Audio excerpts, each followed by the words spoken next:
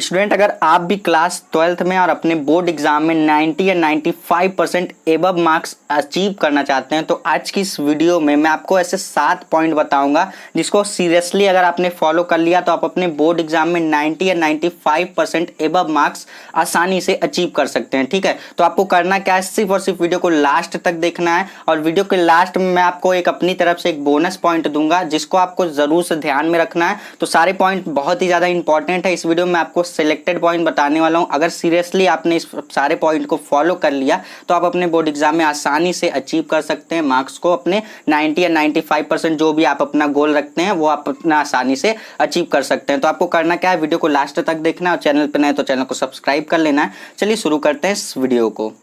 So student देखिए, यहाँ पे 7 पॉइंट बताऊंगा। तो सबसे पहला जो पॉइंट है, देखिए अगर आप क्लास 12th में अभी देखिए स्टार्टिंग है तो आपके पास पूरा सफिशिएंट टाइम है। आपको सब सिर्फ और सिर्फ क्या करना है, सबसे पहले देखिए अगर आप स्टार्टिंग में आए हैं क्लास 12th में तो आपको करना क्या है, सबसे पहले तो आपको अपना सिलेबस जान लेना है कि सिलेबस में आपको पढ़ना क्या है और क्या नहीं पढ़ना। इसी चीज को हम लोग सिलेबस कहते हैं कि आप क्लास 12th में आ गए तो आपको कौन कौन से सब्जेक्ट में कौन कौन सा टॉपिक पढ़ना है, कौन कौन सा नहीं पढ़ना है। जैसे लाइक फिजिक्स हो गया, केमिस्ट्री हो गया, मैथ हो गया, जो भी आपका सब्जेक्ट है तो उसके सबसे पहले आपको क्या करना है, सिलेबस लेना है। सिलेबस आप चाहे तो ले करके प्रिंट आउट भी करा सकते हैं या फिर वो मार्केट में अवेलेबल होता है, आप वहां से जाकर खरीद भी सकते हैं। आपको सबसे पहले क्या करना है, सिलेबस को अपने अच्छी तरीके से पढ़ लेना है। 1-2 दिन आप क्या करिए, सिर्फ और सिर्फ सिलेबस पे टाइम दे लीजिए। सबसे पहले आपको क्या करना है, सिलेबस को अच्छी तरीके से जान लेना है कि हाँ ये टॉपिक मुझे पढ़ना है। या तो आप उसका प्रिंट आउट लेकर अपने पास रख लीजिए या फिर पीडीएफ आती है, मतलब आपके वेबसाइट पर अपलोड किया जाता है। जो एजुकेशनल वेबसाइट होती हैं, जो भी यूपी बोर्ड के होंगे, सीबीएसई बोर्ड के होंगे,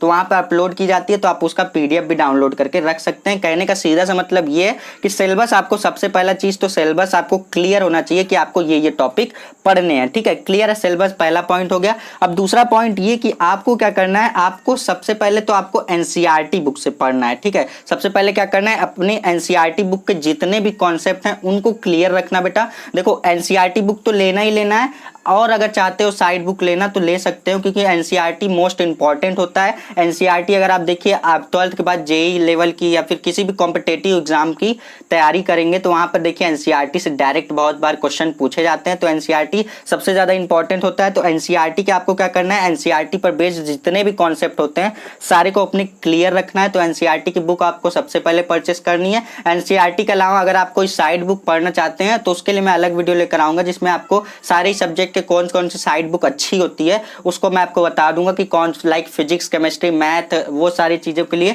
कौन सी साइड बुक बेस्ट होती है। तो सबसे पहले क्या करना है, आपको सिलेबस जान लेना है पहले पॉइंट में। दूसरा पॉइंट आपको ये करना है कि आपको एनसीईआरटी के लाइक फिजिक्स, केमिस्ट्री, मैथ, इन सारे सब्जेक्ट की, बायो के स्टूडेंट है तो बायो के ले लीजिए। तो सारे सब्जेक्ट की आपको क्या करना है, एनसीईआरटी टेक्स्ट बुक को जरूर से खरीद के रखना है। ये सबसे ज्यादा इंपॉर्टेंट पॉइंट हो जाता है आपके लिए। ठीक है, तो आई होप कि आपको दोनों पॉइंट समझ में आ गए होंगे कि 2 काम आपको सबसे पहले करना है। अब तीसरा काम यहाँ पे देखिए, आपने सिलेबस जान लिया, आपने बुक खरीद लिया। अब आपको क्या करना है, आप सबसे पहले तो अपना गोल सेट करिए। ठीक है, आपको गोल सेट करना है, सेट योर गोल्स। ठीक है, सेट योर गोल्स। अब आपको सेट करना है गोल अपने। अब ये गोल आप मंथली भी सेट कर सकते हैं कि आप, मुझे क्या करना है इस महीने में, मान लीजिए आप मई में पढ़ रहे हैं तो फिर आपको क्या करना है, इसके अगले महीने में आपको क्या करना है, आप अपना गोल रख सकते हैं कि ये चैप्टर के सारे क्वेश्चन, ये 1-2 चैप्टर जो है मुझे इस महीने में खत्म करने हैं। ठीक है, तो आप मंथली भी रख सकते हैं। वीकली आप कैसे रखेंगे, जैसे आपने मान लीजिए इस संडे ये चैप्टर पढ़ लिया, अब आपको क्या करना है, आप अपना गोल रख सकते हैं कि अगले संडे आते आते मुझे अगला चैप्टर भी पूरा कंप्लीट कर लेना है। ठीक है, इस तरीके से आप अपना जो भी गोल होगा रख सकते हैं। और क्या कर सकते हैं, आप यहाँ पे अपना डेली वीक का भी रख सकते हैं। जैसे कि आपने आज है आपका, मान लीजिए आप नाइट में सोने जा रहे हैं तो आप अपना क्या करेंगे, कल का टारगेट फिक्स कर लेंगे, कल मुझे क्या करना है, ये चैप्टर पूरा कैसे भी करके खत्म करना है। ठीक है, तो इसमें से सबसे बेस्ट सर कौन सा होता है कि मैं क्या करूं, कि मंथली सेट करूं, कि वीकली सेट करूं, कि डेली सेट करूं। तो यहाँ पे बेटा मैं अगर आपको सजेस्ट करूंगा तो मैं आपको सजेस्ट करूं कि आप अपना डेली वीक, मतलब डेली बेसिस पे आप क्या करेंगे, अपना गोल को सेट रखेंगे। यहाँ पे देखिए क्या होता है कि देखिए जब भी आप मंथली पे सेट करेंगे, देखिए मंथली पर आप अपना गोल सेट करते हैं मंथली बेस पर, तो वहां पे क्या होते हैं, टालने के चांसेस होते हैं कि यार अभी 30 दिन है मेरे पास, आप सोचते हैं 30 दिन है, चलो 5 दिन रेस्ट कर लेता हूँ, 25 दिन तो बचेगा, 25 दिन पढ़ लूंगा, फिर 25 दिन आ जाता है, फिर सोचते हो यार अभी 25 दिन है, चलो 20 दिन आएगा तब पढ़ लूंगा, तो यहाँ पर आपके टालने के चांसेस ज्यादा बढ़ जाते हैं। ठीक है, अब वीकली में भी यही थोड़ा बहुत इसी तरीके का होता है। जैसे मान लीजिए वीक में आपके 7 दिन होते हैं, 7 दिन होते हैं तो उसमें आप सोचते हैं चलो 2 दिन आराम कर लूंगा, 5 दिन बचे रहेंगे तब तो पढ़ लूंगा। तो जैसे ही 5 दिन बीतता है उसके बाद आप सोचते हैं चलो 4 दिन बचेगा तब पढ़ूंगा, 3 दिन बचेगा तब पढ़ूंगा। ऐसे ऐसे करते करते आपका पूरा वीक बीत जाता है और आप अपना गोल को नहीं अचीव कर पाते। ठीक है, तो डेली बेस पे यहाँ पे भी देखिए टालने के चांसेस होते हैं, लेकिन आप बहुत करेंगे, 1-2 घंटे टालेंगे। मान लीजिए आपको 2 बजे से पढ़ना था, आप बहुत करेंगे टालेंगे तो आप क्या करेंगे 3 बजे से पढ़ेंगे, 4 बजे से पढ़ेंगे, लेकिन पढ़ेंगे जरूर उस दिन। तो आपको डेली बेसिस पे अपना गोल सबसे बढ़िया सेट है, डेली बेसिस पे आप करिए। लेकिन मैं आपको यहाँ पे सजेस्ट करूंगा कि डेली बेसिस पे करिए, फिर भी आपको जो भी मतलब अच्छा लगता है आप अपना सेट कर सकते हैं, चाहे आप मंथली बेसिस पर करिए, चाहे वीकली बेसिस पे, चाहे डेली बेसिस पे। डेली बेसिस पे क्या होता है कि टालने के चांसेस कम होते हैं। ठीक है, क्योंकि यहाँ पे आप अपना जब तक गोल नहीं सेट करेंगे तब तक आप कुछ नहीं कर पाएंगे। ठीक है, आपको क्या करना है अपना डेली का गोल सेट करके चलना है, जिससे कि आपको अपने मतलब काम को करने में इंटरेस्ट भी आएगा और उसमें क्या होगा आपको मजा भी आएगा और आपकी चीजें जल्दी से जल्दी तैयार भी होती जाएंगी। ठीक है, तो आप क्या करेंगे ज्यादा कोशिश करें कि आप डेली पर डेली अपना वीक को मतलब डेली के डेली आप अपने गोल को सेट करते रहें। ठीक है, उसी तरीके से अब आपको क्या करना है, अब आपने पढ़ लिया, आपने सिलेबस जान लिया, बुक ले लिया, अब आपने पढ़ भी लिया डेली बेसिस पर, वीकली बेसिस पर, चाहे मंथली बेसिस पर अपना गोल बनाकर पढ़ भी लिया। ठीक है, अब आपको क्या करना है, आपको मार्केट से लेना है, मार्केट से जाकर, या फिर आप चाहें तो पीडीएफ भी डाउनलोड कर सकते हैं। आपको करना क्या है, प्रीवियस ईयर का पेपर उठाना है। क्या उठाना है, प्रीवियस ईयर का पेपर। अब आपको प्रीवियस ईयर का पेपर क्या उठाना है, चैप्टर वाइज उठाना है। ऐसा नहीं है कि आप प्रीवियस ईयर का पेपर उठा लिए जिसमें आपका 1 से लेकर के 13 चैप्टर तक के मतलब इधर उधर करके, मान लीजिए एक क्वेश्चन आपके पहले चैप्टर से दे दिया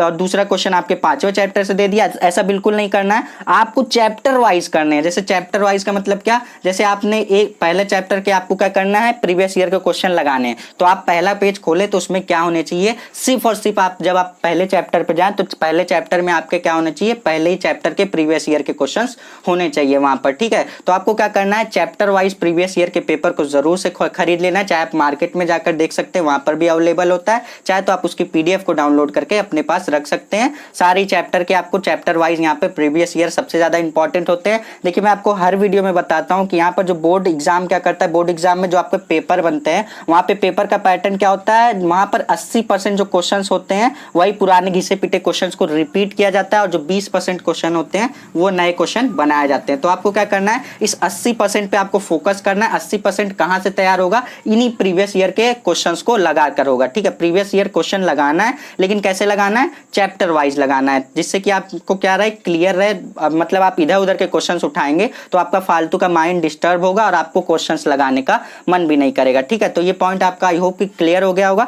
अब आपको क्या करना है, देखिए आपको क्या करना है, attention to all subject. Attention to all subject का मतलब क्या करना है, 5वें पॉइंट में आप नोट करिएगा। हो सके तो ये सारे पॉइंट नोट कर लीजिए, क्योंकि अगर आप भूल भी जाते हैं तो ये सारे पॉइंट नोट किए रहेंगे तो आप बाद में देख सकते हैं। ठीक है, तो 5वां पॉइंट ये है कि attention to all subject. Attention to all subject का मतलब क्या है, बहुत सारे स्टूडेंट क्या करते हैं, पढ़ते तो हैं, मान लीजिए वो दिन भर में 5 घंटे पढ़ रहे हैं, 5 घंटे पढ़ रहे हैं, अब लगातार 5 घंटे मैथ ही पढ़े जा रहे हैं या लगातार 5 घंटे बायो ही पढ़े जा रहे हैं। तो इसका मतलब ऐसा नहीं करना है आपको। अटेंशन टू ऑल सब्जेक्ट का मतलब ये कि आप अगर 5 घंटे पढ़ रहे हैं तो उस 5 घंटे में आपके जितने भी सब्जेक्ट हैं सारे ही मैनेज करिए। ठीक है, अगर आपके पास टाइम कम पड़ रहा है तो आप 5 घंटे से बढ़ाकर 6 घंटे कर लीजिए, लेकिन क्या करना है आपको डेली बेसिस पर सारे सब्जेक्ट को अटेंशन देनी है। क्लियर है, तो आपको ऐसा बिल्कुल नहीं करना है कि पूरे दिन भर आप मैथ ही लेकर बैठ जाइए या फिर पूरे दिन भर फिजिक्स ही लेकर बैठ जाइए, ऐसा बिल्कुल नहीं करना है। क्योंकि जो आपका बोर्ड एग्जाम होता है वहां पर आपके जो पेपर पूछे जाते हैं सारे सब्जेक्ट के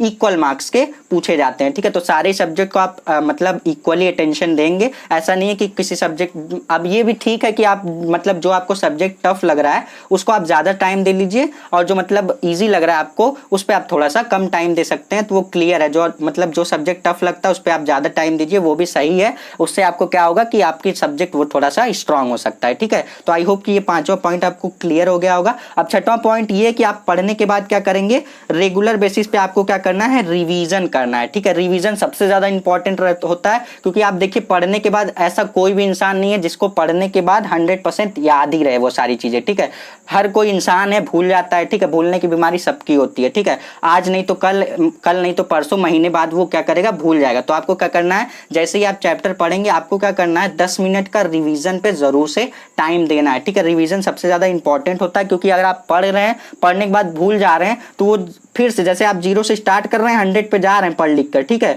अब आप रिवीजन नहीं करेंगे तो आप फिर से 0 पे आ जाएंगे। ठीक है, फिर से 0 पे आ जाएंगे तो वो ना पढ़ने के बराबर ही माना जाएगा। ठीक है, तो रिवीजन सबसे ज्यादा इंपॉर्टेंट है, रिवीजन पे भी ज्यादा ध्यान देंगे आप। ठीक है, अब जो 7वां पॉइंट है, इसके देखिए 7वें पॉइंट के बाद मैं एक पॉइंट आपको अपनी तरफ से बोनस पॉइंट देने वाला हूं। वो सबकी प्रॉब्लम होती है। ठीक है, सबकी, मैक्सिमम बच्चों की प्रॉब्लम होती है, तो मैं आपको देने वाला हूं वो बोनस पॉइंट। देखिए सबसे पहले 7वां पॉइंट कर लेते हैं। अब आपने रिवीजन किया, रिवीजन करना किससे है, आपको क्या करना है, मेक शॉर्ट नोट्स। आपको क्या करना है, शॉर्ट नोट्स बनानी है। सर शॉर्ट नोट क्या होती है, शॉर्ट नोट का ये मतलब, जैसे आपने एक चैप्टर पढ़ा तो वो 30 पेज में आया। ठीक है, 30 पेज में आपने एक चैप्टर पढ़ा, अब उसको समराइज करना है। समराइज करने के बाद, समराइज का मतलब ये, उसमें से इंपॉर्टेंट जो लाइनें आप लिखे हैं, सारी लाइन ये घास भूसा की तरह नहीं भरना है शॉर्ट नोट्स में। आपको क्या करना है, जो इंपॉर्टेंट लाइन, जो आपके गोल्डन स्टेटमेंट होते हैं, उसको उठाइए और शॉर्ट नोट्स में भर दीजिए। और आपको क्या करना है, 30 पन्ने में अगर आप पहला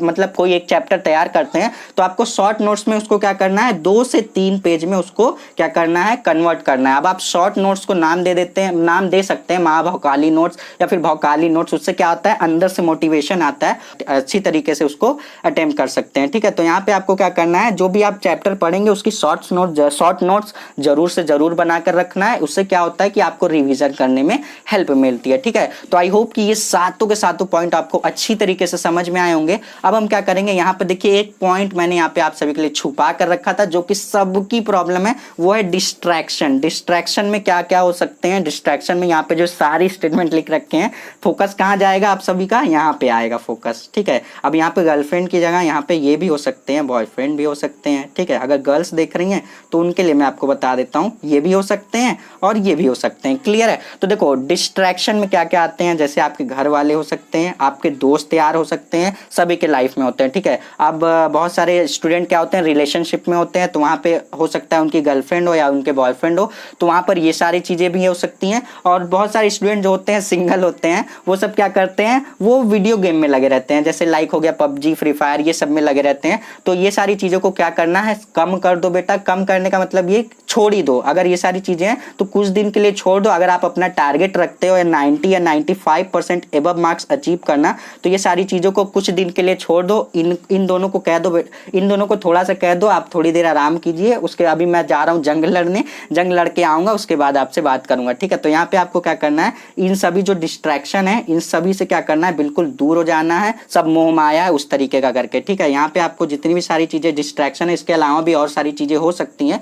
फिलहाल यहाँ पे जो सबसे कॉमन चीज़ें हैं वो मैंने यहाँ पे लिख दी। आपके घर वाले हो सकते हैं, दोस्त यार हो सकते हैं, GF हो सकते हैं, और लाइक्स वीडियो गेम हो सकते हैं, जो कि यहाँ पर सबसे ज़्यादा ट्रेंडिंग में चल रहा है। और यहाँ पर इस समय तो इंस्टाग्राम के रील्स चल गए हैं, यहाँ पर सबसे ज़्यादा टाइम वेस्ट करते हैं स्टूडेंट, तो वो सब आपको चीज़ें नहीं करनी है। ये जो डिस्ट्रैक्शन वाला पार्ट है, ये सभी के लाइफ में होता है, तो आपको इन सभी से बिल्कुल बच के रहना है। ये सबसे ज़्यादा इंपॉर्टेंट चीज़ मैंने आपको बताई है। इतना सारा आप करने के बाद कुछ नहीं कर पाएंगे जब इस चीज़ को कंट्रोल नहीं कर पाएंगे। ठीक है, तो इस चीज़ को ज़रूर से कंट्रोल कीजिएगा। मैं सीरियसली बता रहा हूँ, डिस्ट्रैक्शन से जब तक आप नहीं बचे रहेंगे, अपने आप को जब तक कंट्रोल नहीं कर पाएंगे, तब तक आप अपने बोर्ड एग्जाम में अच्छे मार्क्स अचीव नहीं कर सकते। ठीक है, तो आई होप कि यहाँ पर जितने भी मैंने पॉइंट बताए सभी आपको पसंद आए होंगे। वीडियो अच्छी लगी हो तो वीडियो को लाइक करिएगा।